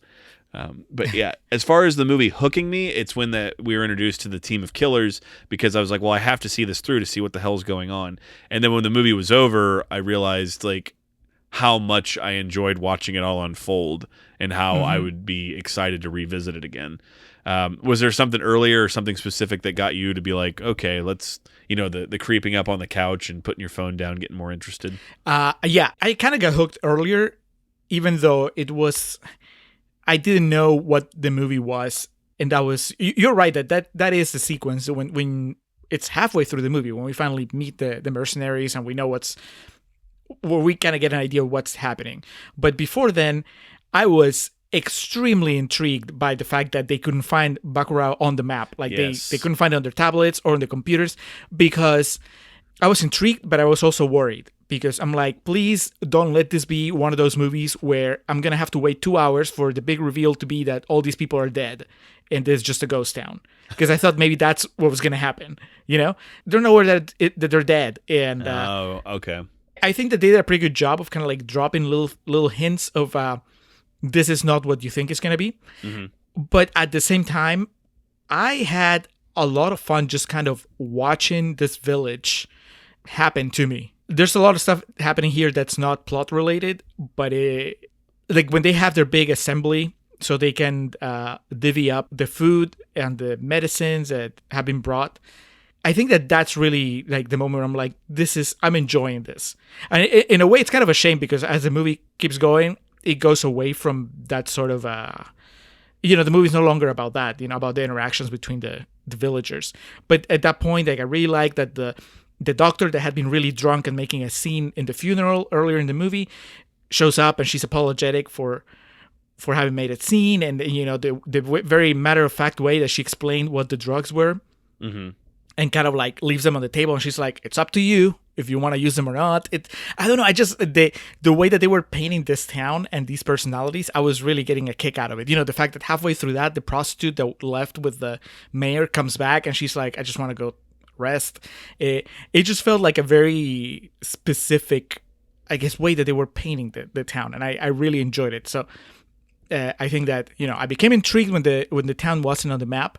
And then I realized I was really enjoying the movie when we got to that part with the food and the medicine. That was cool. And then, once Udo Kier shows up and the actual movie is explained, and that was cool. I thought, I'm not kidding, I wasn't kidding, Contrarians Corner, I was a little underwhelmed by how little Pecote ended up, I guess, factoring in the climax. Because when you showed me numerous times this guy's greatest hits, I honestly thought that we were building up to a climax that was him versus Udo Kier just having a sort of like one-on-one shootout, or him and the guy that killed the kid, but his prowess with a gun never comes into play in the third act. Yeah, I expected him to be like, containing the beast the entire time, and then in some moment of just absolute chaos, he just unloads and kills everybody by himself. But it just seemed more the story was he was just trying to make an honest living now. And they pulled him back in.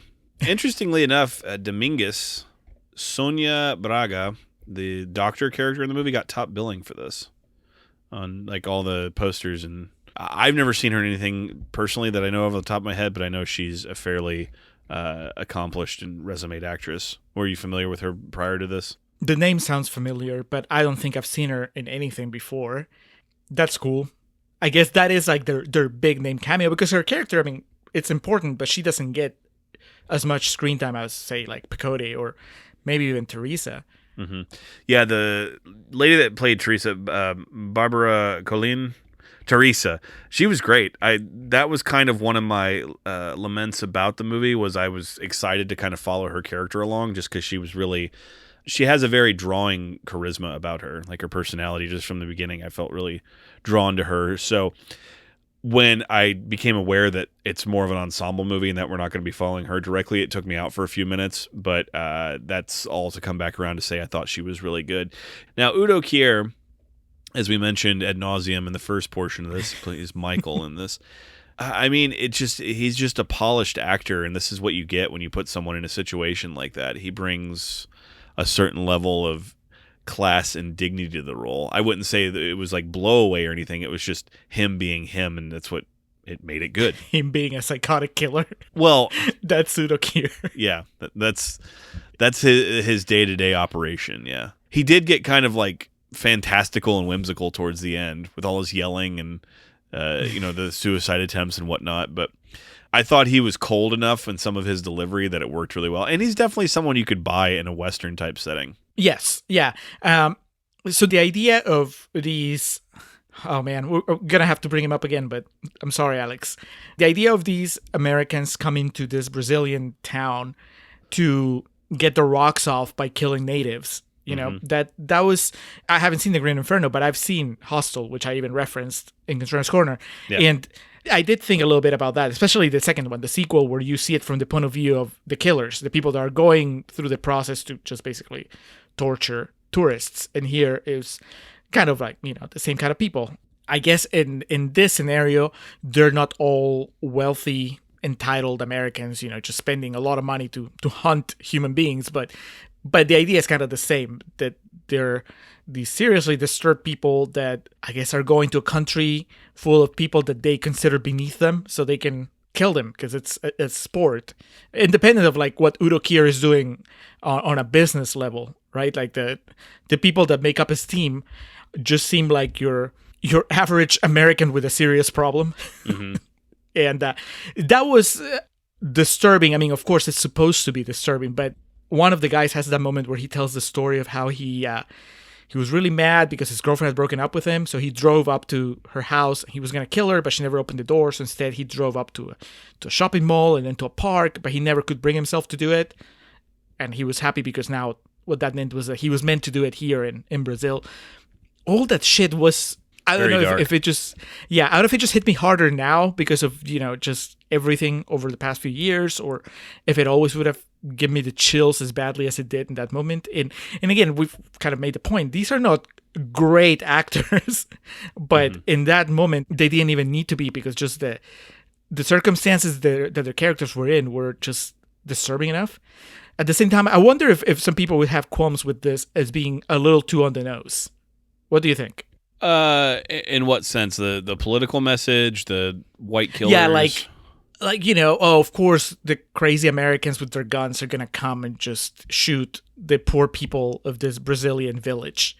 I mean, yeah, I could see that, but at the same time, the movie doesn't really do much to make it seem like the Brazilian villagers aren't fucking vicious killers either. I mean, that's true. They hack these people up with machetes. They decapitate them and put their heads on, not a pike, but they put them on display on the step. It looked like the church they have there. And then they bury a guy alive and send a guy out to starve to death. So it definitely shows that there's tiers to this shit. There's different levels. So that would be my immediate argument to it. And then secondly, I would just be like, well, there's a lot of documentation and history to back up the fact that there are a lot of crazy white people like that.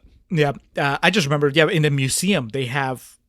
they never really focus on it a whole lot, but basically as you see these glimpses of their history as depicted in the museum, you can tell that they've kind of, at least I got the sense that they had a history of just overcoming violent encounters, I guess, Yeah.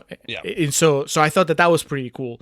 And I kind of mentioned it in Contrarians Corner. I know I have it on my notes, but it's true that the idea that, oh, well, this time you fucked with the wrong person, or you fucked with the wrong village, because they were more than capable to fight back viciously.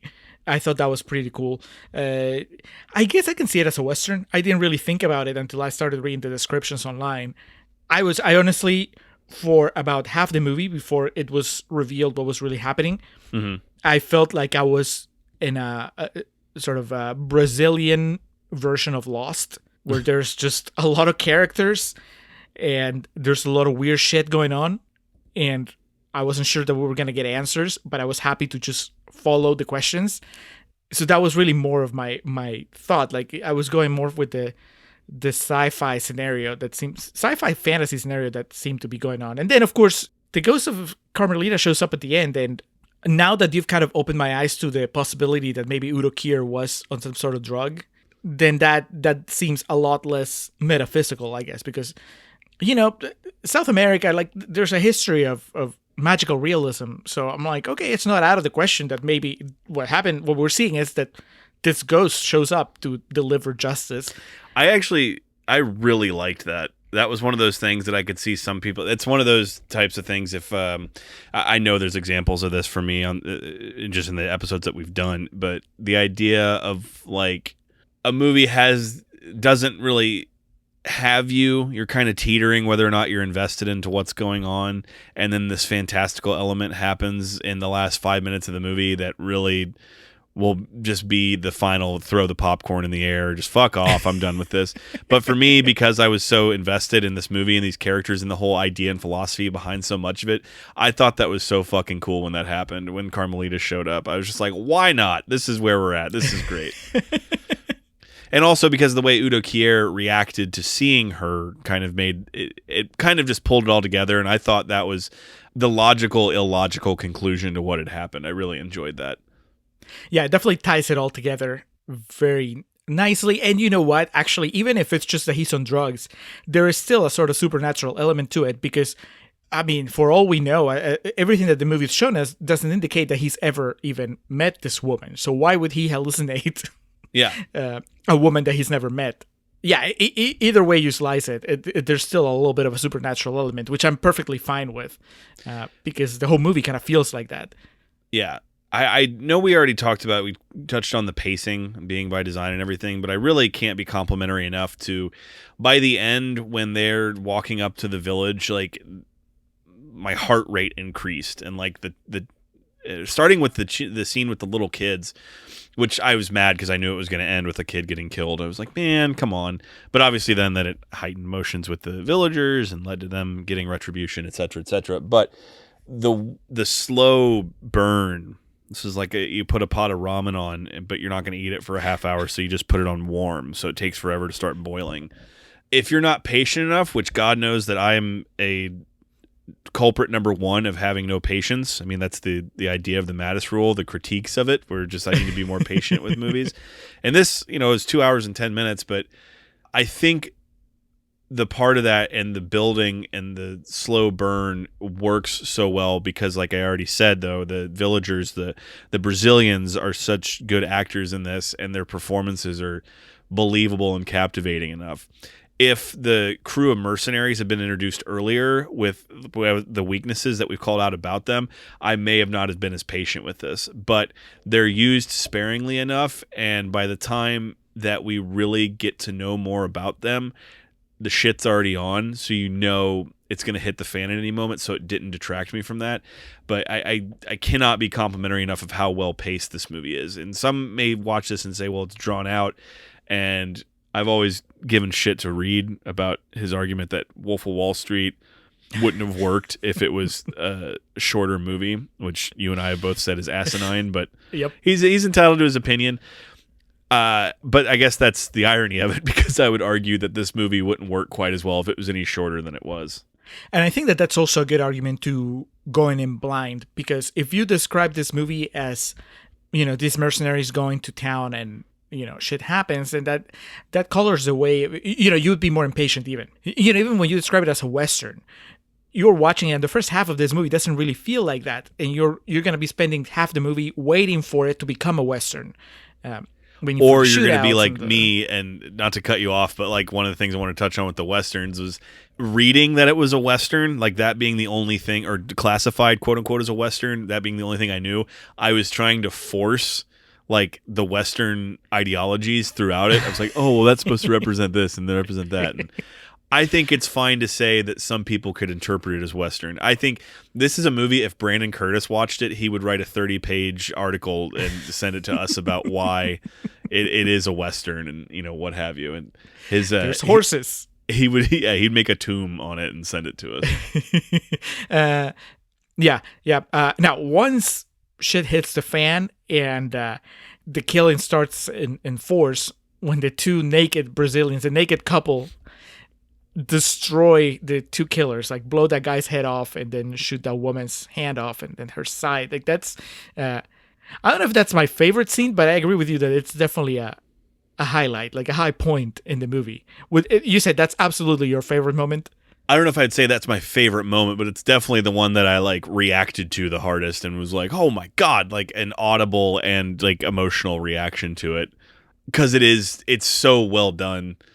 Because you know by that point that the villagers know that the trouble's coming, but you don't know if this guy knows that they're on his property type thing. And then how shockingly intense and violent the gun they have is and blows his fucking head off. Like, it all adds up. Honestly, if I had like a fuck yeah moment that I really liked, it's when that dumb broad just opens fire on the school for no real reason, and then all the windows swing open, and then all the women of the village just unload on him. I loved both of those moments.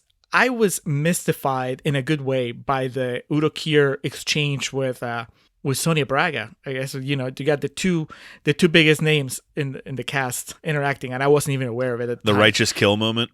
Yes, yeah, because you expect him to kill her, and I don't think that she knows that he has a rule that he doesn't kill women. So the way that she keeps her cool, and just that she has a really cool moment where she puts her coat on, and the coat is bloodied, and it's just such an awesome, because he's trying to intimidate her, and then she puts the doctor coat on, which is white with a lot of blood on it, and that throws him. He seems to throw him off. It's really cool, and that was a scene that definitely, beat by beat, didn't go at all the way I expected, and when it was over, I'm like, man, that was pretty cool, and I don't think that I've seen anything like that before. Yeah, and we were talking about before we recorded Bone Tomahawk, and I think you could also make some parallels to that as well, in the sense of it being a modernized attempt at a Western. And also with both of those movies, with this movie and Bone Tomahawk, there's a lot of build, and the climax, it harkens back to the days of Danny Kaye and the movies that we watched then, where climax happens, movie's over. That's what this movie, everyone's decapitated, movie's over. The juice is worth the squeeze, is what I'm trying to say, of like, there's so much that goes into it. And then I feel like that scene you're referencing too is like the eye of the storm, or the calm, whatever, cliche you want to use, because there's that exchange, but then there's so much quiet tension, and then after that it's pretty much, not that I'm a fan of quoting Boondock Saints, but there was a firefight. So to put a bow on it all, yeah, it's a movie that definitely earns its violence. Because I had to be that and introduce a comparison to the Green Inferno in this, if I could put a bow on that argument and solidify that I think this is a vastly superior movie, this movie earns its violence and its brutality and its gore, whereas the Green Inferno is a movie about excessive gore and violence that thinks it's smart enough to put some sort of allegory for colonization and rainforest invading. Whereas this, there's a legitimate message to it. But again, like I said, that only really came to my mind afterwards. I was just so invested in these characters and this story to see how it played out. And then because of what happened by the end, I was like, fuck yeah, that dude deserves to get his head blown off. They're invading these people's land and trying to eradicate them. The dude who plays, I guess my final thought here, because Paul, you done thrown us a curveball that I could be talking about all day. But my final thought I really wanted to get across was Thardelli Lima is the gentleman who played Tony Jr. Mm-hmm. I thought he was just kind of there, like a guy, whatever, that's fine. His range of emotions, though, that he goes through in that final sequence is so awesome. Like when he gets there and he's like, well, where is everybody? And then he sees that they're dead, and then Udo Kier is calling his name, and he's trying to be like, I don't know who this guy is. It's not just the politician caught in a lie thing. It's this guy that now knows he's fucked, and he begins fearing for his life. And something we didn't even talk about. It is kind of funny just the way it's shot. His bodyguard or his second just slowly Yes. starts walking away in the background and leaving. It's just great. And that actor, like the performance there, like he knows he's had and he knows he's cooked. And the way that dude played that was fucking phenomenal. Yeah, I honestly, at first I was thinking that I didn't need that final twist with the mayor. I was perfectly happy with this being Americans paying Udo Kier to take them somewhere where they could just hunt humans. That was like my initial thought process. That's what Lillian, her initial read on the movie was too. And of course, as I was watching it, I don't think I even got to make the note, but I was thinking, okay, well, in Contrarians Corner, I have to mention then that they introduced the mayor for no reason. I liked it. I liked how he painted the town, because it gives you a very good view of that side of how cut off they are from the outside world and everything else. But I was like, that's weird that it doesn't have payoff. And then this happens, and it gives the Tony Jr. character a purpose, right? And it closes that loop, and it's satisfying in that way. But also, I think it tells a different story. Like, it adds to the commentary, because it's not just that, oh, well, outside forces came to fuck with this Brazilian village, but it was actually a Brazilian politician that brought the outside forces in to benefit himself. So that definitely tells a different story that's even more, I think, resonant. So I appreciated that. Now, my closing thought, or my closing question for you is, do you think we needed the vague sometime in the future this is happening? Because, I hadn't even thought about it until we started talking about it, but I think the biggest example is the translator, which comes into play once and you don't really need it, right? And then you have like the retina scanner for voters, and I mean the drones are things that exist today, so it kind of feels like a weird element to introduce and then not really, I guess, exploit more. How do you feel about that? To take it back to another recent patron episode, we talked about in Under the Silver Lake. Basically, we just assumed the time frame was present because of they had cell phones that are comparable to what we have. Right. But other than that, like, it was just kind of like trying to figure out, because he used a VCR and they played like a regular Nintendo, and which of course are all hipster quirks. But my point is, when you have a movie that's already so inherently fascinating and interesting, I think it does a lot to leave the rest of it up to the viewer. So like that movie is a good example. It's like It Follows too. We referenced that on that episode, in fact, if I can tie it all back to that director. I can't remember his name. But that's another fascinating movie in that too. We just assumed it was some sort of modern time frame because one or two characters have a cell phone at some point in that. With this, yeah, that qualifier several years from now, it seems like by saying that, you're going to do something at some point to make it relatable to the present. Or that there's going to be an event, someone's going to say, well, President Trump, or something like that, something to modernize it and make you understand. I think that would potentially be one of my biggest critiques of the movie, is that qualifier shouldn't have been in there, because then as a viewer, it lets your brain run amok from, what time period is this in?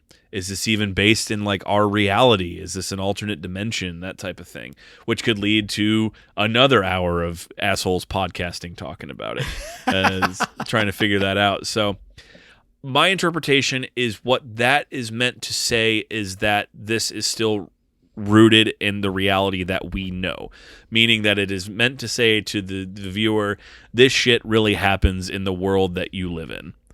Whereas if they had left that out, you or I's mind, and they have those little devices and the flying saucer and all that gimmick bullshit, we could be led to believe that this is some alternate timeline or futuristic dystopia type thing. So what about you though? Does that qualifier detract from you? Honestly, I don't think it was powerful enough for me to remember, because I know it wasn't, because I didn't think about it again until we started talking about it in Contrarians Corner. But then once we were talking about it, I'm like, you're right. That makes sense. Look, this is how crazy the movie is. When the Universal Translator came up, it didn't throw me off. I was just like, okay. I never even had to like rationalize like, oh, this is happening in the future, that's why they have this technology. I was just like, all right, this is what's happening now, and it makes sense. And that guy had just gotten his head blown off, so that was my main concern. So I don't think it's necessary. I also don't think it has that much of an impact. And I would double down on that and say that actually the movie doesn't even need the futuristic technology at all. I think that it would have the same impact if you said it was present day and kept it in present day, and you got rid of the translator and the retina thing and play it off as something that's happening today. Yeah, that pretty much covers it. I think because we focused on it so much in the first portion of the podcast, it's only natural that we spend a portion of the second half kind of discussing if it adds, detracts, what have you. Like I said, it does not detract. It could only have added more had they excluded it, and that's just my opinion. But in reality, it really doesn't do anything to take away from the movie. And like you said, if that's what you're focused on, then this movie's washed over you completely. Or you're too desensitized to understand like how fucking crazy what's going on is. So what's your score? And some of those white people really do suck. So I can't decide if I want to give it an A- or a B+. I'll go with a B+, because I feel like some of that acting is kind of a deterrent. But I'll give it a B+ with the note, the see me after class note that says that grade could change after a revisiting. I'm similarly, I'm going to give it 4 stars. I think it's really good, and I would recommend it to anyone. But I have a couple caveats. That mainly, yes, I think the acting is a little weak with those people. That they all get speaking parts, and each of them gets at least one moment to, in quotation marks, shine, and then what I end up doing is kind of highlighting that they're not quite up to snuff. So yeah, 4 stars. All right, Paul, you done good, boy. We appreciate you bringing Bacurau across our table and demanding that we cover it. It led to an interesting discussion and one for the books now, as I'm going to have to buy it, once. I mean, fucking Sleepy Joe sent me that money. I got to do something with it. Can't just let it all go to savings. God forbid. Yeah. So on deck, coming up next, our following episode will be our annual WrestleMania bonus episode. In previous years, we have covered such timeless classics as Ready to Rumble, No Holds Barred, and, of course, the Glow documentary. I have saved this one for a while just because I knew it would be an undertaking, and Julio has pushed for this one for a while, so we're finally giving in as WrestleMania 37 welcomes back fans to attend WWE events. We will be welcoming Contrarians fans to join us as we discuss the 2008 Academy Award nominated film The Wrestler. Mickey Rourke making his Contrarians debut, is that right? Mickey Rourke, Marissa Tomei, Evan Rachel Wood, the Necro Butcher. They're all here. That's on deck. That'll be for WrestleMania week, as it is now. It's not even just one fucking night anymore. Vince McMahon has to have his fingers in every pie. But that's what's coming up next. And then following that, we'll finally conclude our dramatic, sexy thriller arc. Yes, with David Cronenberg's Crash, which you saw, Alex. Posted on Twitter. I also sent it to you. I bought the Criterion, as promised. Yeah, you also bought the Marriage Story one, so it's like the principle of eating an onion ring and a carrot at the same time. They just kind of cancel each other out. Yeah, so that's coming up next. Let's go to Perennial Plugs. As always, we'd like to thank the Festive Years who provide our opening and closing tracks. They open us up with Last Stand, Take Us Home with Summer of 99. Be sure to head over to thefestiveyears.com for any and all Festive Years needs. Our logo and all the graphics on our webpage and our Patreon and our upcoming merch are from our friend Hans Rothgieser. He has podcasts, he has zombie novels, he has other novels as well. You can check out all his work at mildemonios.pe. That's MILDEMONIOS.pe. On that webpage, he also wrote about the latest Halloween movie inspired by our Haddonfield Nights arc, which he recently listened to. That made him watch all the Halloween movies, Hell yeah. Including the ones that we hadn't covered. And that led him to just write about them, because that's what the Contrarians do. We inspire people. That's right. You can check out that article on his webpage, as well as all links to all his other work. He has 3 podcasts: Nación Combi, Contante y Sonante, and Marginal.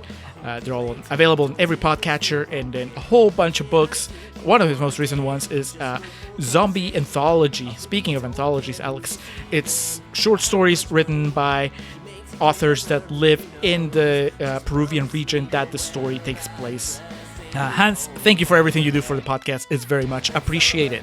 And Miss Zoe Perez, customary thanks go to you for helping curate and facilitate our social media game with our Instagram account. If you haven't already, go to Instagram and follow us at Contrarian Prime, as well as our Facebook page, facebook.com/Contrarian Prime. We appreciate all the work you do, creating graphics and really helping us grow our social media game. So, Zoe, thank you as always. With all of the customaries out of the way, that is going to conclude this episode of The Contrarians, where we're right and you're wrong, and we will catch you next time.